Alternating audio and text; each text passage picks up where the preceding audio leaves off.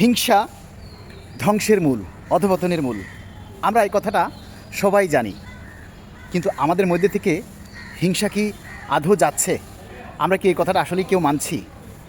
মিথ্যা বলা মহাপাপ, এটা ছোট পোলাপান থেকে শুরু করে সবাই জানে। তারপরও আমরা প্রতিনিয়ত মিথ্যা বলছি না? সুদ, ঘুষ, হারাম ইনকাম করা, এটি সবাই জানি খারাপ জিনিস, কিন্তু সুদ খাওয়া থেকে কেউ বিরত আছে?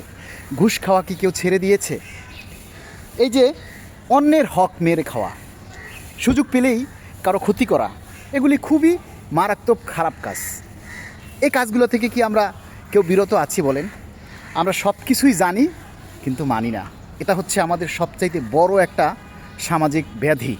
কারণ আমরা সমাজের এমন একটা মানুষ পর্যায়ে দাঁড়িয়েছি, আমরা ল্যাংটা নাচ, গান, আজেবাজির ভিডিও, অশ্লীল ভিডিও, এগুলি দেখলে আমরা সবাই সেখানে ঝাঁপিয়ে পড়ি। কিন্তু কেউ যদি একটা ভালো কথা বলে, ভালো উপদেশ দেয়, ভালো কথা তুলে ধরার চেষ্টা করে, সেগুলি আমরা প্রচার করি না। এটাও সামাজিক রুচিবোধের একটা মারাত্মক অবক্ষয়। যাদের নৈতিকতা আছে, যাদের মধ্যে মনুষ্যত্ব আছে, আমি মনে করি তারা সমাজের ভালো জিনিসটা তুলে ধরবেন, যাতে সমাজটা সংস্কার হয়। আমাদের দেশের সব কিছু সংস্কার হচ্ছে, কিন্তু সমাজটা সংস্কার হচ্ছে না। আগে সমাজটা সংস্কার করা অনেক বেশি জরুরি।